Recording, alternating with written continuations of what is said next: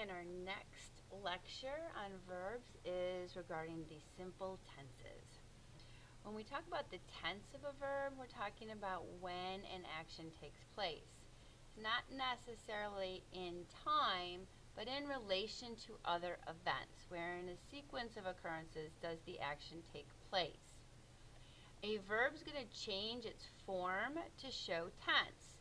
That's why when we use the past form for simple past tense, but maybe the present participle for progressive tense, and the past participle for your perfect tenses, it's changing its form. That's why we learned all those forms. We use different forms for different tenses. It's also going to change its form or spelling to agree with the person of its subject. So we look at the subject and we say, is the subject first person, I, second person, you, or third person, he, she, it, or they.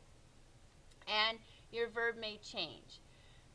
In the present tense, the verb's going to name an action that happens regularly. It is not an action that is happening at the moment. It's an action that happens regularly. It can also express a general truth. Sutton is a great place. That would be a general truth. Okay, it's true now, it's true 2 minutes ago, it will be true 10 minutes from now. The simple tense, the simple present tense, uses the base form of the verb. If the subject is the third person singular, he, she, or it, we do add an S to the ending. Okay? It is the singular third person that we add the S to. It's not making the verb plural. It's just changing its spelling to match your third person singular subject. So we're going to use visit as an example.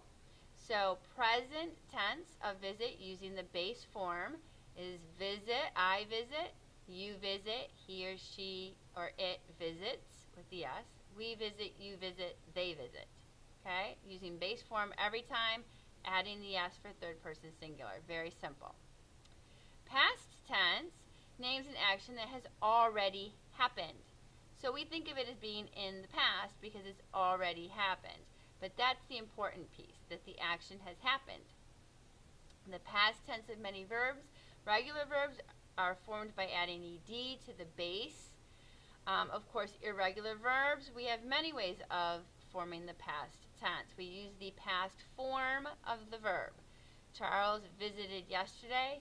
They visited last week. I saw Charles yesterday. We saw them last week. Okay, so past form for the verb. The future tense, simple future, these are your simple tenses, names an action that will take place at some point in the future. We use the word will in front of the verb. Sometimes we use might or may or should or would. But for simple future, it's will. And sometimes shall. So with first person, you're going to use the base form, I will, and then the base, visit. We will, and then the base, visit. You will visit. He, she, or it will visit. They will visit. So in every case, we're using will. You could use shall, or if you're going to make it conditional, any of the other conditional helping verbs with the base form. The election will occur next month. Betsy will come with us to the TNO. Will Edgar wear his team jacket? In each case, this is simple future tense. Okay? So for your assignment tonight, I want you to pick a verb. It can be any verb, regular or irregular, if you're so bold.